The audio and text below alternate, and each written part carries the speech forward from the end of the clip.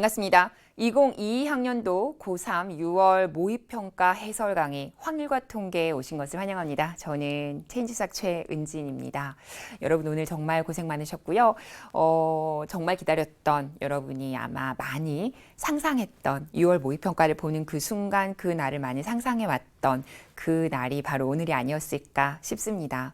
아무래도 평가원에서 선택형 수능으로 바뀐 첫 번째 여러분과 함께 이제 보게 되는 수능 모의평가이다 보니까 여러분도 많이 어떻게 나올까 궁금도 했을 거고요. 또 여러분이 재수생들 포함해서 재수생, 연수생 포함해서 같이 경쟁할 수 있는 처음 보는 또 모의평가이기도 해서 더욱더 좀 긴장된 상태에서 시험을 보지 않았을까 싶습니다. 제가 항상 하는 말인데요. 여러분 너무 잘하려고 하거나 너무 신경을 쓰면 오히려 자기가 목표했던 걸 이루지 못하는 경우가 더 많습니다. 오늘은 그만큼 중요한 시험도 맞고요. 여러분이 정말 더 중요한 시험인 11월 모의고사가 아니죠. 이제는 11월 진짜 수능이죠. 11월 수능을 잘 보기 위해서는요. 이런 오늘과 같은 모의평가 이런 큰 시험에 강해지실 필요가 있습니다. 너무 잘하려고 했다가 오히려 너무 긴장을 해서 내 실력 발휘를 못한 친구들도 있을 수 있고요. 시간 안배에 실패해서 내가 원하는 성적을 받지 못한 친구들도 있을 수 있습니다. 혹은 너무 잘 보려 했다가 혹은 너무 자만했다가 실수를 한 친구들도 있을 수 있고요. 그래서 여러분 큰 시험을 대하는 것들을 연습한다는 그리고 그런 숱한 연습의 하나의 기회라는 생각을 가지고 오늘도 한 발자국을 찍었다고 생각하시면 충분할 것 같아요. 여러분 오늘 이제 시험은 끝났습니다. 저와 함께 확통 어떻게 나왔는지 문항 분석도 해보시고요. 평가원의 의중도 읽어보셔야죠. 그리고 문항별로 어떤 내용이 출제가 되었고 어떤 내용들이 중요한지도 저와 함께 다시 점검해 보면서 내 풀이와 또 원래 어떤 의도를 가지고 출제가 되었는지 이런 것들도 같이 보면서 분석해 볼 필요가 있습니다. 저와 지금부터 같이 1시간 동안 함께 하시고요.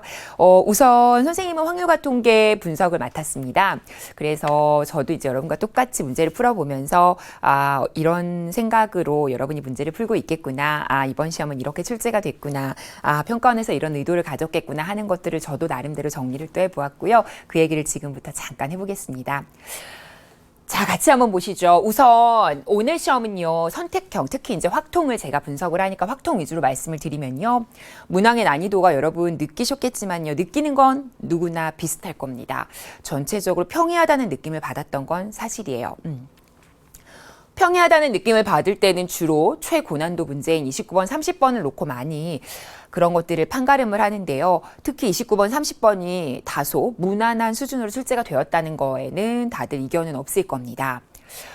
어느 정도의 느낌일 수도 있냐면요. 29번 문제 풀면서 이거 29번 맞아? 내 풀이가 맞나? 이런 생각이 들 정도로 어쩌면 내가 너무 쉽게 답에 근접해 갔다면 다시 한번 주관식이니까 답에 대한 확신이 없으니 다시 한번 의심하고 또 풀고 했던 분들도 있었을 수 있을 것 같아요. 그래서 예전에 나왔던 그런 문제들에 비하자면 훨씬 평이한 수준으로 출제가 되었는데요. 어차피 여러분은 비교할 만한 문제가 없어요. 예전에 나왔던 문제라는 건 이것과 다른 세트의 문제예요. 선택형 문제가 아니었다는 거죠. 작년 기출의 평가원 문제는요. 그러니까 올해 나온 이 평가원 새로운 선택형 수능으로 구성된 이 기출 문제는 이제 여러분은 처음 본 세트 구성이기 때문에 29번, 30이 여러분이 생각하는 그 문항 번호에서 주는 인식으로 엄청 어려울 거라고 생각했을 수 있지만 선택형의 29번, 30은 그렇게 많이 어렵지 않을 수 있다는 걸 이제는 깔고 가셔도 될 것 같아요. 그래서 선택형 문항의 난이도를 좀 낮추고 공통 문항에 조금 더 힘을 준 세트라는 느낌이 들고요. 이런 평가원의 의도를 여러분이 파악한다면 앞으로 이런 출제 방향을 읽고 문제를 공부하고 개념 공부를 하실 때도 이제 남은 기간을 정리하실 때도 공통 과목의 학습에 조금 더 초점을 두고 공부를 하시고요. 확통은 다 맞으면 좋겠다라는 생각으로 조금 더 이제 개념 학습과 기본적인 내용들을 좀 충실하게 공부를 내실 있게 하셔야 될 것 같네요. 자, 전체적인 경향은 그랬고요. 문항별로 좀 특이사항을 살펴보도록 하겠습니다. 제가 느끼기에는요, 보통 판단을 할 때 29번, 30번을 최고 난도로 확통 내에서만 본다면 27번, 28번을 중고난도로 본다면요. 최고난도 문항과 중고난도 문항의 경계가 약간 불분명하게 느껴질 정도로 29번, 30번의 난이도는 낮추고 27번, 28번은 기존과 비슷하게 그러니까 둘의 난이도가 그렇게 차이가 많이 나지 않는 느낌이 들어요. 그래서 어떤 느낌이 드냐면 이제 최고난도와 중고난도의 느낌이라고 하기에는 좀 29번도 좀 아쉽다는 거죠. 이게 중고난도에 들어간다는 느낌이 좀 들기도 하고요. 그래서 이들의 경계가 좀 불분명하다는 생각이 들고요. 29번, 30번 특히 고난도 문항이 수월하게 출제가 되면서 특히 전형적인 출제 요소 중에 여러분이 어려워하는 함수의 개수나 중복조합의 분배 유형 이런 부분들이 함수의 개수는 나오지 않았고 중복조합의 분배 유형은 26번으로 나왔어요. 그리고 평이한 수준으로 나왔기 때문에 여러분이 아마 전체적인 세트 구성이 조금은 수월하게 느낄 수 있었다라는 생각이 들고요. 그렇지만 26번이 수월하게 출제되고 기존 연도에 비해서는 평이하게 출제된 건 맞지만 그렇지만 조건을 잘 해석해야 되는 실수할 수 있는 여지는 충분히 있었고요. 시간을 여기서 허비할 수 있는 여지는 충분히 있었던 문제는 맞습니다. 자, 그래서 어쨌든 문항별 특이사항을 좀 살펴봤고요. 27번, 28번이 생각보다 계산이 좀 걸리고 조금 걸리네라는 생각을 해서 29번부터는 얼마나 어려울까라고 걱정하고 덤볐을 수 있는데요. 그러나 29번, 30번 빨리 풀지 않았으면 후회할 만큼 27, 28과 견주어 봤을 때 크게 난이도 차이가 많이 느껴지지는 않았다는 생각 듭니다. 자, 이제 주제별 문항별로 제가 분석을 좀 해봤습니다. 6월 모의평가는요, 여러분 특징이 있죠. 전범위가 아닙니다. 좁은 범위에서 출제가 되다 보니까 아무래도 문항별로 세세하게 단원별로 출제가 될 수밖에 없는 게 사실이고요. 그렇다 보니 여러분이 지금까지 공부한 개념들을 잘 숙지하고 있는지를 확인하기에는 더없이 좋은 문항 세트라고 생각이 들어요. 그래서 주제별로 고루 출제가 되었는데요. 제가 일부러 단원으로 쪼개지 않고요. 주제별로 문제들이 어떻게 구성되는지를 한눈에 볼 수 있게 좀 쪼개봤습니다. 그래야 여러분이 어떤 주제가 나왔는지를 볼 수가 있으니까요. 2점짜리 문항은 이항 정리해서 아주 쉽게 출제가 되었고요. 3점 문항으로는 중복조합의 분배 유형이 출제가 되었고 확률의 덧셈 정리가 25번으로 이제 출제가 되었습니다. 이 부분은 중복순열의 아이디어를 살려서 냈고요. 3점 문항 또 하나 보시면요. 조건부 확률 24번 굉장히 수월하게 표를 읽는 문제로 표를 해석하는 문제로 출제가 되었고요. 그리고 3점 문항의 독립시행의 확률로 27번 문항에 출제가 되었습니다. 자, 그리고 이제 4점 문항으로 넘어가 보도록 할게요. 4점 문항은요. 원순열에서 29번 문항에 출제가 되었고요. 이 부분은 여사건으로도 풀어도 괜찮고요. 그냥 직접 접근하셔도 크게 속도의 차이는 없습니다. 그래서 두 개 다 괜찮아요. 여사건으로 접근하신 분도 괜찮았고요. 같은 것이 있는 순열 문제가 4점짜리로 28번으로 등장했습니다. 이 문제도 다시 한번 저랑 같이 확인해 보실 거고요. 요 같은 것이 있는 수녀 같은 경우는 확률로도 문제가 많이 나오는 유형인데 이번 범위에서는 아무래도 범위도 좀 좁고 하다 보니 같은 것이 있는 순열로 그러니까 경우의 수 문제로 문제가 출제가 되었죠. 여러분이 기존에 나와 있는 문항들을 떠올려 보시면 확률에서 본 기억이 있을 것 같네요.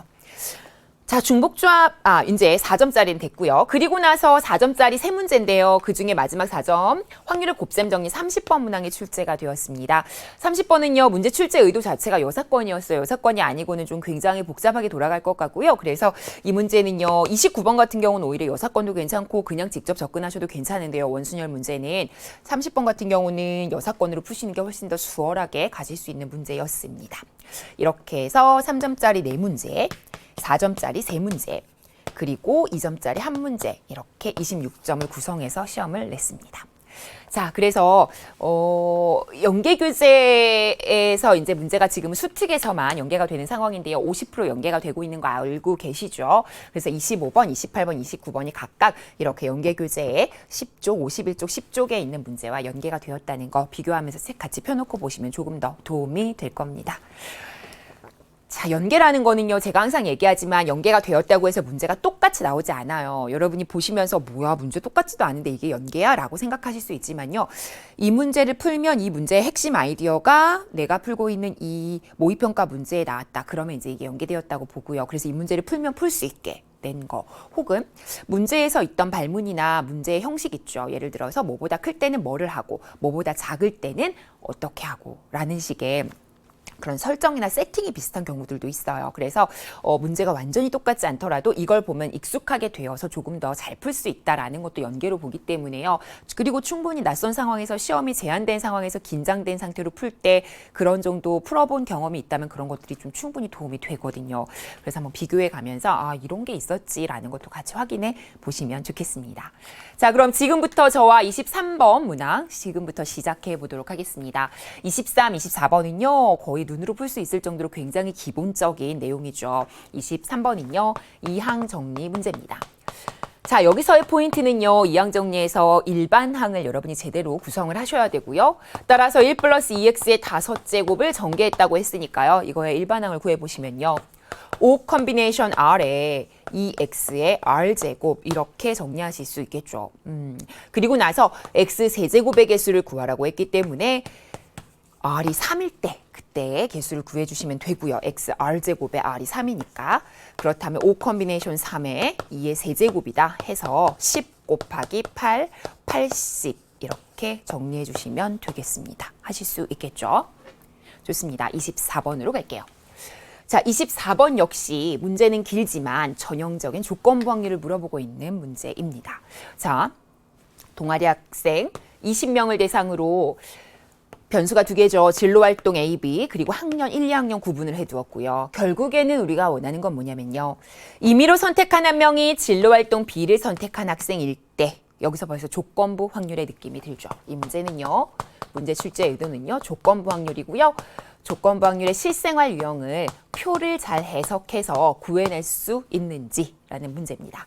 자, 그러면 선택한 한 명이 진로활동 B를 선택한 학생일 때 그렇다면 B를 선택한 학생일 때 그중에서도 하필이면 1학년일 확률이니까 요걸 구하는 문제죠. 자, 조건부 확률에서의 포인트는 이거죠.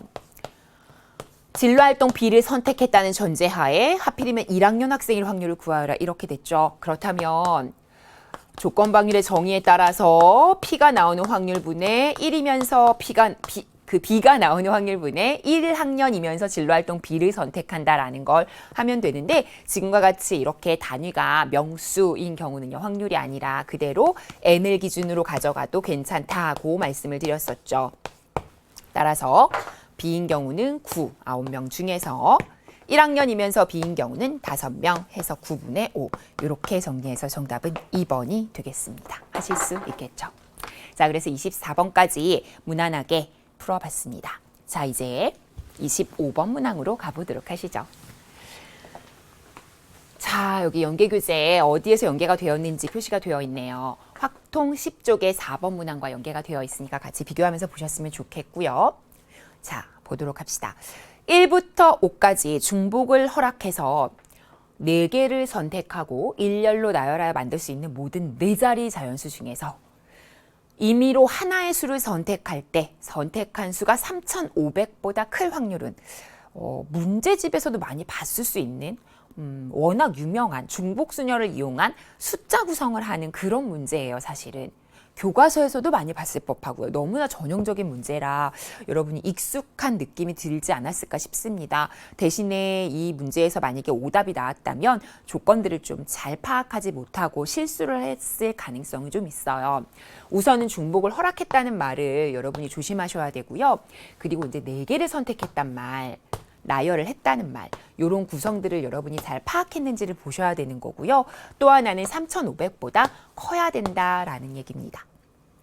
그러면 4개를 구성한다는 말을 먼저 살려보시면요. 5개 중에 4개라는 거죠. 그렇죠? 그런데 3,500보다 큰 수가 나오고 싶다는 거예요. 3,500보다 크다라고 하려면 일단 1, 10, 100, 1000, 1000의 자리 숫자가 3보다 큰 수가 들어오면 3,500보다는 큰 수가 나오겠죠. 그러니까 이 첫 번째 자리에 5나 4가 오면 당연히 큰 수가 되겠죠. 그래서 첫째 자리에 5랑 4가 오는 구성은 무조건 3,500보다 크게 되는 겁니다. 일단 이 2가지 경우가 몇 개 있는지를 먼저 세보도록 할게요. 첫 번째 자리에 5가 나온다면 그 다음 자리에는 어쨌든 중복을 허락해서 나열하는 경우이기 때문에 두 번째 자리에 오는 경우 역시 5가지가 다 올 수 있어요. 첫째 자리에 누가 오는지는 중요하지 않다는 거죠. 그리고 두 번째 자리 역시 마찬가지고 그 다음 마지막 자리도 마찬가지고요. 1, 10, 100, 100의 자리, 10의 자리, 1000의 자리 모두 다 5개씩 종류가 올 수 있죠. 이쪽도 마찬가지죠. 결국은 이게 사실은 중복 순열인 거죠. 5 파이 3, 5의 세제곱. 그렇죠. 그래서 5의 세제곱 곱하기 2가지. 요 2가지가 나오고요. 그리고 나서 마지막으로 첫 번째 1000의 자리에 3이 왔다고 생각해 봅시다. 만약에 1000의 자리에 3이 왔다면 그 다음에는 제약이 좀 생기죠. 3500보다 크게 되고 싶으면 무조건 100의 자리에는 5가 와야만 하죠. 왜냐하면 100의 자리가 4가 오게 되면 3500보다 커질 수가 없는 거죠. 따라서 100의 자리에 5가 왔다고 치고 그렇다면 그 다음 자리에 올 수 있는 건 무엇이 오든지 간에 3500보다는 크겠죠. 왜냐하면 0은 안 들어있고 1부터 5까지로 구성을 했으니까 아무리 작은 수치가 와도 1이 올 거 아닙니까? 그렇죠. 그러니까 3500보다 다 커서 5개 다 되고 그 다음 자리도 5개 다 되죠. 그렇다면 결국 5의 제곱 이렇게 정리하실 수 있겠죠. 여기까지 됐나요? 지금은 경우의 수를 구하는 게 아니고 확률을 구하는 중이라서요. 확률을 구할 때는 전체의 경우의 수 분해하니까 5에 얘들아 4자리를 선택하는 거잖아. 4자리를 구성하는 거잖아. 그 전체 경우의 수는 5의 4제곱이죠. 5 파이 4 중복순열로 그 중에서 요거 2개를 더해 주시면 되겠죠. 5의 세제곱 곱하기 2 더하기 5의 제곱 이렇게 계산하시면 되죠. 분자를 모조리 계산해서 가져오셔도 되고요. 아니면 이렇게 찢어서 5분의 2에다가 찢어서 5의 제곱분의 1에다가 그러다 보니 25분의 10 더하기 1 해서 25분의 11이다. 이렇게 정리가 돼서 정답은 3번이야.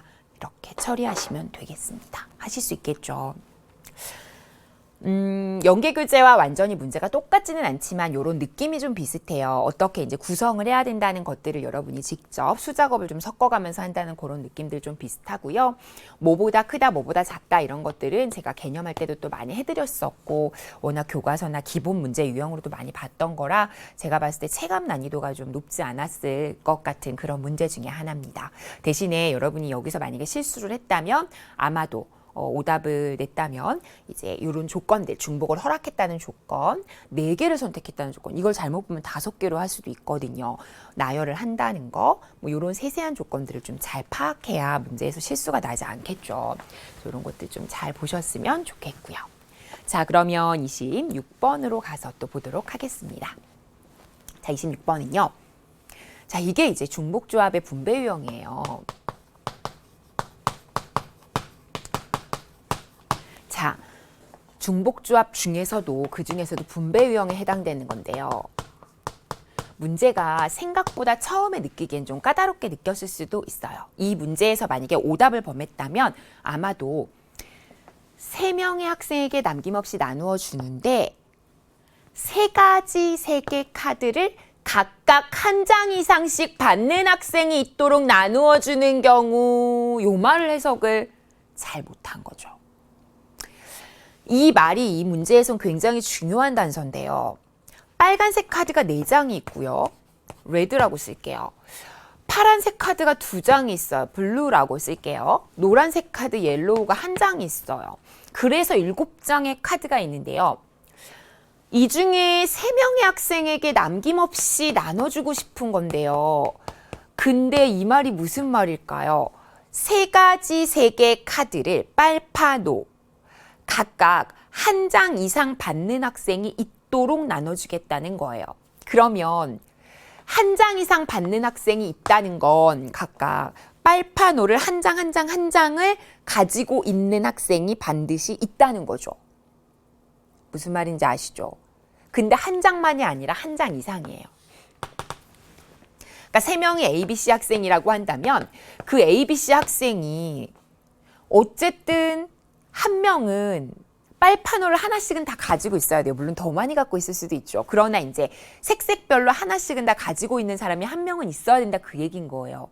아, 그럼 일단 그거 먼저 처리하고 가야겠다.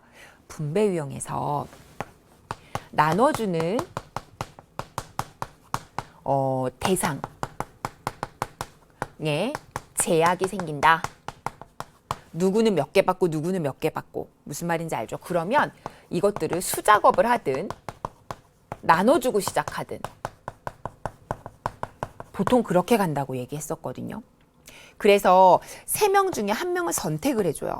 그럼 A든 B든 C든 누군가 1명이 나오겠죠. 그리고 그 친구는 어쨌든 같은 색깔을 가지는 카드끼리는 구분을 안 하니까 빨간색 하나, 파란색 하나, 노란색 하나를 이 친구한테 줬다고 생각하는 거예요. 그러면 남는 카드는 빨간색 3개, 파란색 하나 이렇게 해서 4개의 카드가 남겠나요? 그러면 그 나머지 4개의 카드를 어떻게 하면 돼요, 이제? 이제 그냥 3명한테 나눠주면 돼요. 부담 없이. 그러면 어쨌든 1명은 확보가 돼 있는 상태고요. 그런 상태에서 그 사람은 빨판으로 다 갖고 있는 거죠. 그런 상태에서 남은 카드를 그냥 3명한테 부담 없이 나눠주면 1명은 1장 이상 받는 학생은 반드시 있고 적어도 하나는 있고 그리고 이제 남은 카드들을 못 받는 학생이 있어도 상관없으니까 중복조합으로 나눠주면 되는 거예요. 자, 여기서 한 가지 또 중요한 게 나오죠. 나눠주는 요걸 대상이라고 쓰니까 좀 헷갈리실 수 있겠죠. 나눠주는 물건이라고 할게요. 나눠주는 물건, 그러니까 빨판오거든요. 나눠주는 물건의 종류가 여러 가지. 2 이상인 거죠. 그럼 어떻게 하죠? 각각 나눠줘야죠. 그러니까 말하자면 얘는 나눠주는 사람 A, B, C에 이제 제약이 생긴 거잖아요. 누군가는 빨판을 다 가져가야 돼. 이런 제약이 있는 경우니까 수작업을 통해 먼저 그걸 나눠주고 시작하는 거고, 이거는 나눠주는 물건의 종류가 빨간색, 파란색, 노란색 이렇게 종류가 다른 종류들이 있는 거죠. 예를 들어 사과, 배 이렇게 2 종류. 사과만 나눠주는 게 아니라. 이해되셨죠? 여기도 빨강, 파랑, 노랑. 3 종류를 나눠주는 거죠. 그런데 물론 이때 노랑은 이미 나눠줘서 빨강색에 파랑 하나만 나눠주시면 돼요. 그럼 이렇게 되는 거죠. 빨간색 3개를 A, B, C가 나눠 갖는 거죠. 근데 이때는 못 받아도 상관없죠. 이미 하나 가져간 애가 생겼으니까 나머지는 상관이 없는 거예요. 그러면서 동시에 블루 파란색 1개를 이 B랑 이 B는 달라요. 이건 블루의 B고 얘는 A, B, C 3명 할 때 그냥 그거예요. A, B, C가 하나 남은 걸 가져가는 거죠. 그래서 A, B, C는 0 이상 이때도 해서 2개를 나눠주는 방법을 구하시는 거죠. 그리고 그걸 가져와서 여기다 곱해주시면 돼요. 자, 그렇다면 3H3이고요. 이땐 3H1이 돼서 이때는 5 컨비네이션이고 이때는 3이 되니까 10 곱하기 3에서 30이 되겠죠? 그럼 이 30을 가져와서 여기다 곱해주시면 90까지가 되는 겁니다. 그래서 정답은 3번이 되겠고요. 됐나요? 자, 전형적인 중복조합의 분배 유형입니다. 그동안 문제가 워낙 어렵게 나왔었기 때문에 이 정도는 문제가 수월하다라고 판단도 하고 그리고 3점으로 규정해서 문제를 내긴 했지만 제가 생각할 땐 오히려 이 문제에서 삐걱삐걱했던 친구들 좀 있었을 수 있을 것 같아요. 분배 유형 확실하게 알고 가지 않으시면 아마도 쉽진 않으실 건데요. 나온 김에 중복조합 분배 유형 다시 한번 정리해주고 가시면 좋겠습니다. 선생님이 이런 내용들 담아서 문제 유형을 굉장히 세분화해서 수특에서도 많이 해드렸었고 수능 개념에서도 많이 해드렸었거든요. 그러니까 마지막 기회라고 생각하고 더 어렵게 나오진 않더라도 이 정도 문제 나오면 어쨌든 맞출 수 있는 정도는 되거든요. 그러면 시도해 보셔야죠. 열심히 연습해서 꼭 맞추시길 바랍니다. 자, 그러면 다음 문제 가서 이제 27번 문항으로 가보도록 하겠습니다. 이번에는 확률 문제인데요. 지금 동전과 주사위를 동시에 던지는 시행을 하는 건데요. 핵심은 이거네요. 주사위 눈의 곱과 앞면이 나오는 동전의 개수가 같게 되도록 확률을 구하라는 얘기죠. 독립시행이죠. 왜냐하면 주사위 2개 던지고 동전 4개 던질 때 각각 동전 하나씩마다 던질 때 앞면이 나오는 확률이 2분의 1로 고정되어 있고 주사위 눈 마찬가지거든요. 그래서 확률이 고정된 상태이기 때문에 지금 독립시행의 확률을 쓰긴 쓸 건데 그 중에서도 횟수를 정해주지 않은 형태라고 보시면 돼요. 횟수를 여러분이 독립시행의 확률의 유형 중에서도요. 횟수를 내가 정해야 되는 그런 케이스라고 보시면 되겠습니다. 그러면 이 중에 이 문제의 가장 중요한 오답을 범하지 않기 위해서 가장 중요한 포인트는 뭐냐면요. 주사위 눈을 곱한 주사위 눈 두 개를 곱한 건 경우가 많잖아요. 그렇지만 앞면이 나오는 동전의 개수는 상대적으로 적어요. 4개의 동전을 던지기 때문에 앞면이 나오는 동전은요. 아무리 많아야 4까지밖에 나올 수가 없어요. 개수가. 이해되시죠? 그래서 앞면이 나오는 동전의 개수의 기준을 두고 경우를 나눠준다가 이 문제의 포인트로 보시면 되겠습니다. 그래서 앞면이 우선 하나도 안 나오게 되면 이 곱이 0이 될 수는 없는 거니까 그건 안 될 거고요. 앞면의 수가 1개인 경우, 앞면의 수가 2개인 경우 이렇게 이제 케이스를 다 나눠주시는 거예요. 마지막으로 앞면이 4개인 경우 이렇게. 그리고 나면 앞면이 나오는 동전의 개수가 1개라고 한다면 그게 결국 나오는 주사위 눈의 곱이 1이라는 뜻이거든요. 그러면 주사위 눈의 곱이 1이라는 건 주사위 2개를 던져서 곱이 1이 나오려면 1, 1의 조합밖에는 될 수가 없는 거죠.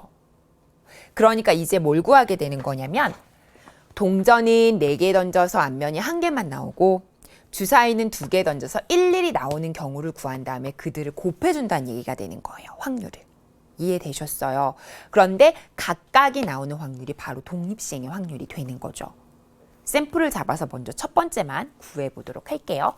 그러면 앞면이 한 번 나온다는 건 4번 중에 한 번이 앞면 나오고 앞면이 나오는 확률 2분의 1의 세제곱, 뒷면이 2분의 1의 1제곱이니까 곱하면 4제곱이 되겠죠.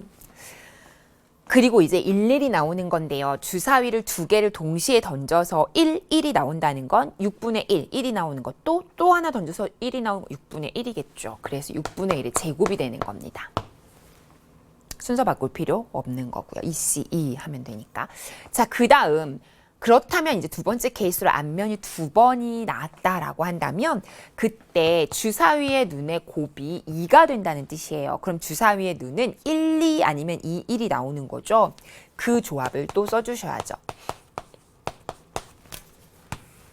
이해되시겠어요? 그럼 이때도 확률 계산을 해보면 4번 중에 2번이 나오고요. 앞면이 뒷면도 2번 나오니까 이게 4제곱 들어가는 거 맞죠? 그리고 1, 2, 2, 1의 조합인데요. 1, 2가 나오는 것도 6분의 1의 제곱이고 2, 1이 나오는 것도 6분의 1의 제곱이죠. 그런 경우가 2가지 케이스가 있죠. 그래서 2 곱하시면 되겠죠. 따라서 이렇게, 요게 이제 뒷부분인 거죠. 자, 이번에는요. 앞면이 3개가 나온다는 건 3번이 나온다는 건 그때 주사위의 눈의 곱이 3이 되는 거니까 1, 3, 2, 2, 3일밖에 안 되죠. 그럼 여기도 가볼게요. 이때는요. 1, 4. 이때는 하나가 더 있네요. 2, 2도 있네요. 그리고 4, 1. 요런 조합이 되는 거예요. 그래서 요렇게 되는 걸 곱하시고요. 여기는 앞면 4개인 경우와 요렇게 3가지 경우의 확률을 곱하시는 거죠. 여기도 해볼게요. 4번 중에 3번이고요. 2분의 1의 4제곱 전형적인 독립시행의 확률. 그리고 1, 3과 3, 1을 가져오니까 6분의 1의 제곱이 2세트. 아래도 볼게요. 4 컴비네이션 4에 2분의 1의 4제곱이고요. 1, 4, 2, 2, 4, 1이 되는 거죠. 그러니까 6분의 1의 제곱이 되면서 그리고 3세트. 이렇게 가는 거죠. 됐나요? 그리고 이들을 모두 더해주시면 되죠. 이런 케이스도 있고 이런 케이스도 있고 그런 거니까. 공통적으로 분모는요. 2의 4제곱에 6의 제곱이 공통으로 분모에 들어오고요. 맨 위에는 4. 그 다음은 4, 3, 2니까 6, 2, 12가 되네요. 그 다음은 4, 2, 8이 되고요. 그 다음은 3이 되겠죠. 이렇게 해서 정리해 주시면 되겠습니다. 이렇게 하면 20이고요. 27이 되네요. 그럼 2의 4제곱에 이게 3의 제곱에 2의 제곱이잖아요. 6의 제곱이면 3의 제곱 다 날아가니까 여기가 3이 돼서 16 곱하기 4가 되니까 64 되고요. 그리고 3이 되죠. 따라서 정답은 64분의 3이다. 이렇게 정리해 주시면 1번 정답 처리하시면 되겠습니다. 하실 수 있겠죠. 그래서 전형적인 독립시행의 확률 중에서 횟수를 여러분이 정해주시는 그런 식의 문제라고 생각해 주시면 될 것 같고요. 여기서 가장 포인트는 뭐였다? 동전의 개수를 기준으로 잡아서 하는 게 이제 케이스를 분류하기가 편리했다라는 겁니다. 자, 이제 28번으로 가보겠습니다. 28번은요, 연계교재 수능특강 확통의 51쪽의 예제 4번 문제와 연계가 되었다고 보시면 되고요. 그 설정이 되게 비슷해요. 그때도 뭐 이상이면 어떻게 점수를 얻고 뭐 이상이면 몇 점을 얻고 이렇게 돼요. 근데 이제 여기서 다른 점은 뭐냐면요. 주사위를 던졌을 때 3 이하가 나오면 그때는 2점, 3점 이렇게 점수가 고정된 게 아니고요. 내가 나온 눈만큼을 점수로 얻는다는 뜻이에요. 그 다음에 나온 눈의 수가 4 이상이면 그때는 아예 점수를 얻지 못한다는 거죠. 이 설정은 연계교재와 다르긴 하지만 이 느낌 자체는 조금 비슷합니다. 자, 주사위를 4번 던져서 나온 눈의 수를 차례로 A, B, C, D라고 할 때 네 점수의 합이 4가 되는 모든 순서쌍의 개수를 구하래요. 이거 지금 확률로 간 게 아니죠. 개수로 간 거죠. 그러면 더해서 4가 되는 조합을 찾는 거죠. 그리고 그들 나열해야죠. 맞아요. 같은 것이 있는 순열이었어요. 그래서 이 문제는요. 같은 것이 있는 순열로 문제를 보시는 게 맞고요. 출제 의도는 이렇게 파악을 하시고 그럼 저랑 지금부터 가보도록 하겠습니다. 자, 그러면 약간의 수작업이 필요할 거예요. 왜냐하면 A, B, C, D가 주사위를 4번 던져서 나온 건데 그렇게 했을 때 점수의 합이 4점이 되고 싶은 거잖아요. 맞죠? 그럼 4점이 되는 조합은요. 3 이상이면 그 점수를 그대로 가져오는 거라서 맥시멈으로 가져올 수 있는 점수 조합은 3점이에요. 그래서 첫 번째로 가져갈 수 있는 건 3점인데요. 3점이 2번 이상 나올 수는 없어요. 3점은 나와봤자 한 번이에요. 근데 4점을 채우려면 1점, 0점, 0점 이런 조합이 되어야만 4점이 가능하겠죠. 맞죠? 이렇게 해서 먼저 케이스를 나누시는 게 우선입니다. 자, 그렇다면 3점이 끼지 않아요. 그러면은 주사위의 눈이 2점이 나오려면 2가 나오면 되는 거죠. 그렇죠. 그래서 2가 나왔다고 치면 4점을 만들려면 2가 또 나와도 되죠. 그럼 나머지는 안 나오면 되고요. 나머지는 4 이상의 눈이 나오면 0점을 받으니까. 그래서 4점을 만드는 조합을 여러분이 수작업을 하시는 겁니다. 자, 세 번째는요. 2가 한 번만 나오는 거예요. 그 대신에 1이 채워주는 거죠. 그래서 2점, 1점, 1점 그리고 나머지는 4 이상의 눈이 나와서 나오지 않는 거죠. 0점인 거죠. 그 다음 마지막으로는요. 1점으로 다 채우는 거죠. 주사위의 눈이 다 1이 나온다는 뜻이겠죠. 그렇게 되면 4점 조합을 만들어갈 수 있겠죠.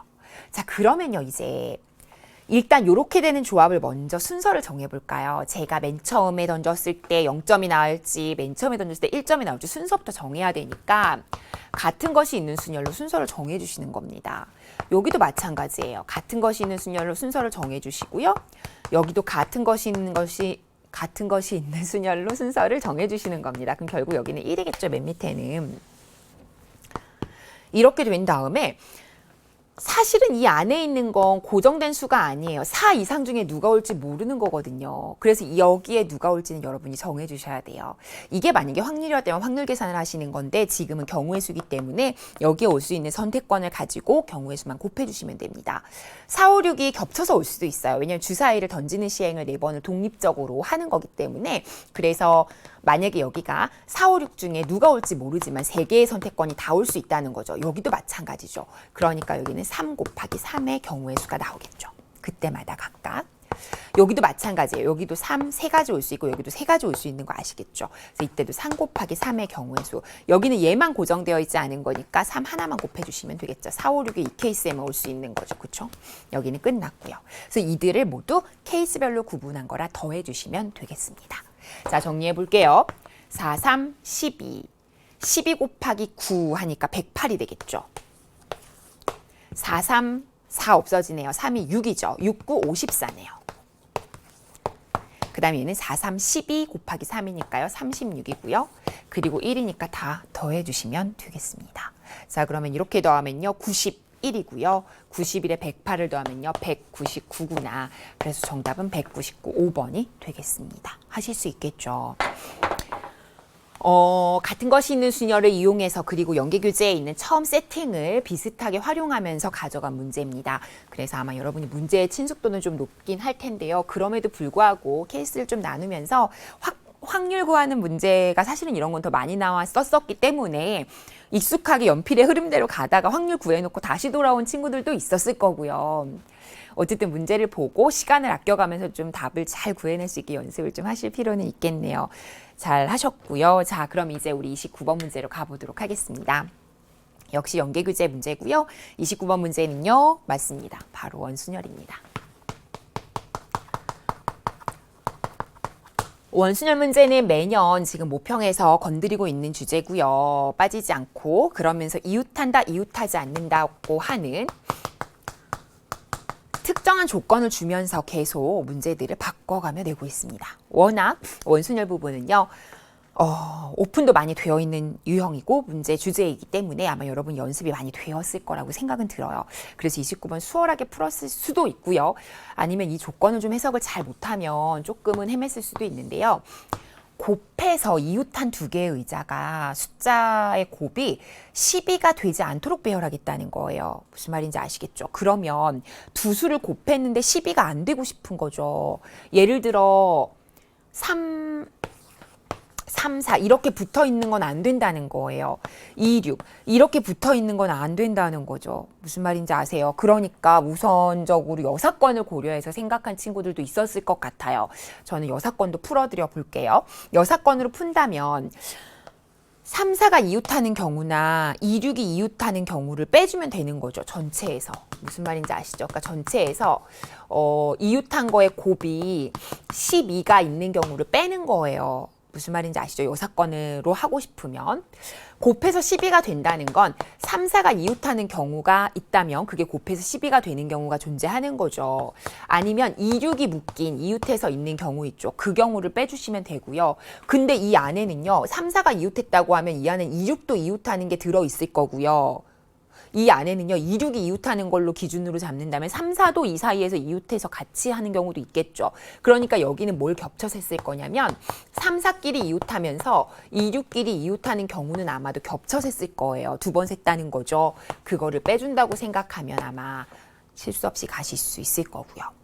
전체의 경우의 수는요. 확률이 아니라 경우의 수니까 일단 6개를 가지고 배열하는 거죠. 원탁에. 그러니까 전체는 5팩토리얼이 될 겁니다. 자, 그럼 여기서부터 가보도록 할게요. 3, 4가 이웃했다라고 한다면 여기다 그려볼게요. 3, 4는 이웃해서 묶어 가져가시고요. 이웃한다 그러면 묶어라. 그리고 그 안을 들여다본다라고 얘기했었죠. 그리고 나서는 1, 2, 5, 6 이렇게 가니까 한 팀, 둘, 셋, 넷, 다섯 팀이 원탁에서 자리를 바꾼다. 4팩토리얼이 되겠죠. 그리고 나서 3, 4가 자리 바꾸는 경우 이웃한다 그럼 묶어라 그리고 그 안을 들여다봐라 했기 때문에 2팩토리얼 하셔야겠죠. 여기까지 됐나요? 이게 이제 3, 4가 이웃하는 경우고요. 그런데 이제 이런 경우에 동시에 2, 6도 이웃해서 앉는 경우도 있을 수 있으니까 이게 똑같이 들어는 가요. 더하기. 근데 여기에 뭐가 들어가 있다고요? 둘 다? 맞죠? 3, 4가 이웃했는데 2, 6이 이렇게 이웃해서 이렇게 오는 경우도 여기도 셌고 여기도 셌을 거 아니에요. 그러니까 3, 4도 이웃하면서 2, 6도 동시에 이웃하는 경우는 여기서 빼주셔야 돼요. 그럼 결국 3, 4, 2, 6이 각각 제각각 이웃하는 경우는 4명이, 4팀이 원탁에 자리 바꾸는 거니까 3팩토리얼을 하셔야죠. 그리고 나서 안을 또 들여다보셔야죠. 3, 4가 자리 바꾸고 2, 6이 자리 바꾸는 경우 안을 들여다본다 그러면 2팩토리얼 곱하기 2팩토리얼 하시면 되겠죠. 따라서 2팩토리얼 곱하기 2팩토리얼 요걸 이제 전체 여기에서 빼서 그걸 다시 5팩토리얼에서 5팩토리얼이 전체니까 빼는 방향으로 간다 이렇게 되는 겁니다. 자 그러면 16 4, 3 아니다. 4, 3, 12, 24. 24에 2를 곱하니까 48이죠. 48 더하기 48에서 여기는 3이 6, 6, 4, 24를 빼게 되고요. 그리고 5팩토리얼 120이거든요. 120에서 요것들을 뺀다고 생각하시면 되겠죠. 자, 그러면 96을 빼는 거고요. 120에서 24는 오히려 더하네요. 144에서 96을 빼게 되나요? 맞죠? 그러면 다시 48이 되네요. 정답은 48. 이렇게 정리해 주시면 되겠습니다. 하실 수 있겠죠. 29번 문항 치고는 문제가 제가 봤을 때 수월했던 게 맞긴 맞고요. 요 6건의 값만 잡으셨다면 좀 수월하게 가셨을 것 같은데 오히려 저도 좀 그랬는데요. 이거 잘 풀었나? 혹시 실수한 거 없나? 놓친 거 없나? 그러면서 케이스를 또 다 분류해서 세보는 친구도 있었을 수 있어요. 뭐 어찌됐든 이렇게 풀든 저렇게 풀든 정답은 48이 맞고요. 자, 혹시 다르게 푸신 분들 있죠? 이렇게 푸신 분들 없나 한번 볼까요? 직접 접근을 하는 거죠. 어쨌든 곱해서 12가 되지 않도록 하는 거니까 여사건으로 곱해서 12가 되지 않는 거니까 이웃하지 않아야 되는 것들의 구성을 정하는 거죠. 그러니까 3, 4는 이웃하면 안 되는 거고요.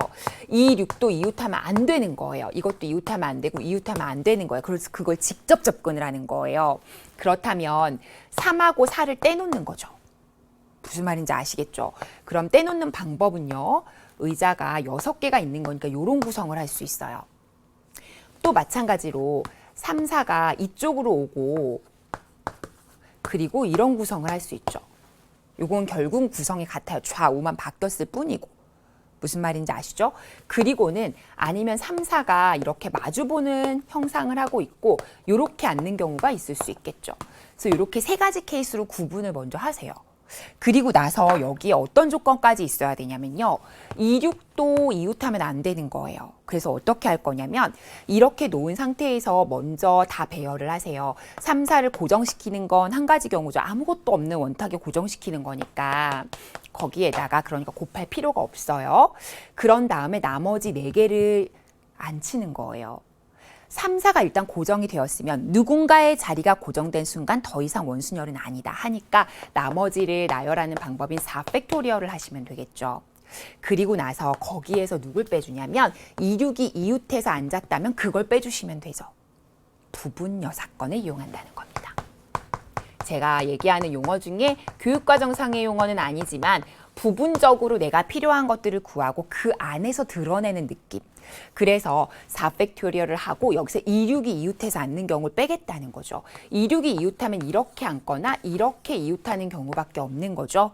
그래서 만약에 한 개를 이렇게 잡아서 2, 6이 이웃했다면 2, 6이 자리 바꾸는 경우 하나 있을 수 있고요. 그때마다 나머지 1하고 5가 여기에 자리 바꿔 앉는 경우가 있을 수 있죠. 이해됐어요? 그런데 2, 6이 이렇게 앉는 경우, 이렇게 앉는 경우 있으니까 또 2를 곱해 주셔야죠. 그런데 결국 이거는 얘랑 좌우만 바뀌었을 뿐이기 때문에 이 케이스는 결국 똑같아요. 이해되시고요.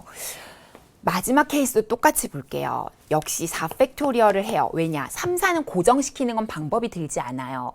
나머지 4군데에 누군가의 자리가 고정된 순간 1, 2, 5, 6은 자리를 바꾸는 방법 4팩토리얼 맞는데 거기서 역시 부분여 사건 개념을 이용하시면 돼요. 2, 6이 여기서 이웃하는 경우를 뺀다는 거죠. 2, 6이 이웃하는 건 이쪽에 이웃하거나 이쪽에 이웃하는 건 2가지 케이스밖에 없고요. 2, 6이 자리 바꿀 수 있죠. 그때마다. 맞아요. 그리고 나서 사실은 2, 6이 앉았을 때 그때 5하고 1이 여기 앉을 때 자리 바꾸는 방법이 있잖아요. 각각에 대해서. 여기도 역시 8을 빼게 되는 거죠. 그래서 결국은 이때는 이런 케이스가 됩니다. 그리고 이들을 더해 주시면 되겠죠. 그렇다면 4, 3, 12, 24에서 8을 빼면 16이 되고요. 곱하기 2를 해서 32가 되고요. 여기 마찬가지로 16이 되죠. 그러니까 16과 32를 더해서 결국은 답이 또 48이 되는 건 똑같다라고 생각하시면 되겠습니다. 제가 2가지 풀이를 해드렸는데요. 2개 다 좋은 풀이. 그래서 여사건을 이용을 하든 직접 세는 경우도 있을 수 있어요. 그냥 직접 다. 그래도 답이 나오는 속도는 조금은 차이가 있는데 비슷하고요. 저처럼 부분 여사건을 이용하셔도 괜찮고요. 전체 여사건도 괜찮고. 자, 어쨌든 원순열 문제 풀어봤습니다. 이제 오늘의 마지막 문제 30번으로 가보도록 하겠습니다. 자, 30번 문제는요. 자, 30번 치고는 문제가 수월했던 거 맞아요. 그런데 이제 케이스를 좀 나눠보는 고민을 좀 하실 수 있는데 한번 볼까요? 시행을 5번 반복해서 확인한 5개의 수의 곱이 6의 배수가 되고 싶다는 거예요. 이제 여기서 어떤 생각을 하게 되냐면 6의 배수가 되려면 어쨌든 2하고 3을 포함을 해야 되는 경우인데 2, 3을 5개의 수 안에 포함하고 있다는 건 2를 하나만 포함하고 나머지를 3으로 가져갈 수도 있고 2를 2개 포함하고 3을 가져갈 수도 있지만 이런 게 아니라 2, 3을 최소한으로 포함하고 나머지를 1로 가져갈 수도 있고 그렇게 따지다 보니까 이거 기준을 세우기도 힘들고 경우가 너무 많구나 이런 생각을 하는 게 자연스러워요. 그래서 이 문제는요. 사실은 여사건의 확률을 이용하는 게 훨씬 더 유리한 문제가 되고요. 궁극적으로는 확률의 곱셈 정리를 활용하는 문제와도 연관이 됩니다. 저는 이제 카테고리를 곱셈 정리로 넣긴 했고요. 구체적으로는 여사건까지 같이 활용할 수 있는 문제라고 보실 수 있겠습니다. 자, 그래서 어떻게 할 거냐면요. 문제에서는요, 2, 3을 포함하고 싶은 거죠. 2도 포함하고 3도 포함하는 경우를 따지고 싶은 거예요. 그러면 어떻게 갈 거냐면요. 전체에서 2를, 이거의 여사건을 빼는 거야. 그러니까 2를 포함하지 않거나 혹은 3을 포함하지 않거나 이걸 빼겠다는 거야. 이 표현은 정확한 표현은 아닙니다만 여러분이 알아듣기는 되게 쉬울 것 같아서 제가 이렇게 써드리려고요. 이 확률 전체에서 2를 포함하지 않거나 3을 포함하지 않는 걸 빼겠다는 거예요. 그럼 2를 포함하지 않는다는 건 무슨 말이냐면 지금 1, 2, 3이 하나씩 적혀있는 3개의 공이 들어있는데 일단 확인하고 다시 넣으니까 복원 추출이에요. 독립의 의미가 담겨 있어요. 그래서 사실은 여기는 곱셈 정리의 독립의 의미까지 같이 묻고자 하는 출제 의도가 반영이 되어 있어요. 독립시행인 거죠. 그래서 어쨌든 처음에 이제 2를 포함하지 않는다고 한다면 결국 뭘로만 구성이 돼야 되냐면 1, 3으로만 구성이 되어 있다는 뜻이에요. 그렇겠죠. 그럼 3을 포함하지 않는다는 건 1, 2로만 구성이 되어 있다는 뜻이에요. 1, 2로만. 이해되시나요? 3을 포함하지 않는다는 건. 됐어요. 그러면 이제 여기서 일일이 세세하게 경우들을 다 써서 푼 친구도 있을 거고 아니면 여기서 바로 확률 계산 들어간 친구도 있을 거예요. 둘 다 괜찮은데요. 사실 바로 확률 계산 들어가면 훨씬 속도가 빠르고 금방 답은 구하실 수 있습니다. 근데 이제 이렇게만 구하면 틀리죠. 왜냐하면 이 합사건이라는 건 겹치는 게 생기면 빼야 되는 거잖아요. 그래서 1, 3으로만 구성이 되어 있다는 건 결국은 1로만 구성된 것도 여기 들어가 있고 3으로만 구성된 것도 들어가 있는 거예요. 무슨 말인지 아시죠? 그래요. 그러니까 1로만 구성되거나 3으로만 구성된 거 여기는 1로만이나 2로만 구성된 게 여기 들어가 있는 거죠. 그러면 이 안은 누가 겹쳤어요? 1로만 구성된 게 겹쳤죠. 그래서 여기 안에서 1로만 구성된 걸 빼줘야 이 안에 있는 게 제대로 구해지는 겁니다. 됐어요. 그래서 이걸 1로 쓰지 말고 전체로 써드릴게요. 나중엔 1로 계산하겠지만. 자, 그래서 그럼 1, 3으로만 이제 구성되는 경우의 확률을 구해보도록 하겠습니다. 자, 1, 3으로만 구성된다. 1, 2, 3이 적혀 있는데 1, 3으로만 3개 중에서 뽑는데 1, 3이 나오는 확률이야. 그럼 한 번 시행했을 때 3분의 2겠지. 근데 그런 시행을 5번 하는 거죠. 독립시행이에요. 왜냐하면 보고 다시 넣는 거니까. 또 똑같이 세팅은 1, 2, 3이 되어 있어요. 그러니까 이게 3제곱, 5제곱이 되겠죠. 5번 시행하니까. 그 다음에 1, 2도 마찬가지죠. 1, 2로 구성된 건 3 빼고 3분의 2, 2개 나올 수 있는 거 그거 5제곱이죠. 1로만 구성된다. 그러면 1만 3분의 1이죠. 그거의 5제곱. 한 다음에 그걸 뺀다고 생각하시면 되고요. 전체는 1이고요. 그래서 이렇게 계산해 주시면 정답 처리를 아마 하실 수 있을 겁니다. 자, 그럼 정리해 볼게요. 3의 5제곱은 243이 되고요. 2의 5제곱 32에 2의 5제곱 32에 1을 빼는 거죠. 그럼 여기가 63이 됩니다. 63은요. 97에 63이니까 9로 나눠주시면요. 9, 2, 18, 97에 63. 27분의 7이 되고요. 전체인 1에서 빼게 되면 27분의 20이 돼서 서로 소인 두 수를 합하게 되면요. 47이다. 이렇게 해서 정답은 47이라고 구성하시면 되겠습니다. 하실 수 있겠죠? 혹시 요거를 수작업으로 하신 친구들도 있을 수 있을 것 같아요. 제가 수작업으로 한 것도 강의 노트로 올려드릴게요. 수작업으로 할 경우는요. 이걸 케이스를 쓰는 거예요. 쉽게 말하면. 똑같아요. 아이디어는. 그래서 1, 3으로 구성한다는 건 바로 확률 계산을 안 하셨다면 이렇게 구성을 하는 거죠. 그리고 이렇게 이해되시죠? 이 케이스를 확률을 다 계산해서 여기 더하는 거죠. 그게 사실은 이거고요. 그 다음에 1, 2는요. 무슨 말인지 아시죠? 이렇게.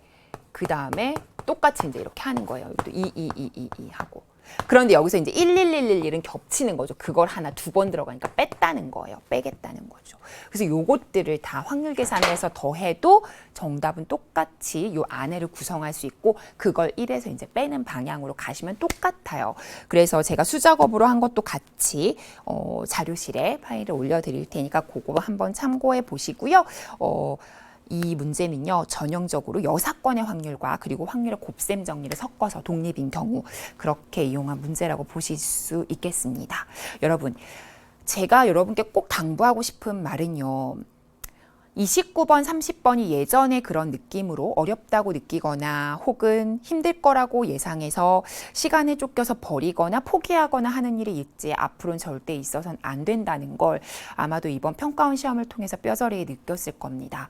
그래서 확통은요, 이제는 더 이상은 여러분을 힘들게 하는 과목이 아니라 여러분이 무조건 다 맞출 수 있는 그리고 도전해 볼 만한 과목이라는 생각으로 남은 기간 동안에 확통은 그래도 다 맞아보자. 그리고 공통 과목을 좀 내실 있게 공부를 좀 더 해보자라는 이제 전략을 가지고 이번 평가원 모의고사를 좀 거울 삼아서 여러분 공부에 좀 반영을 해 주셨으면 좋겠습니다.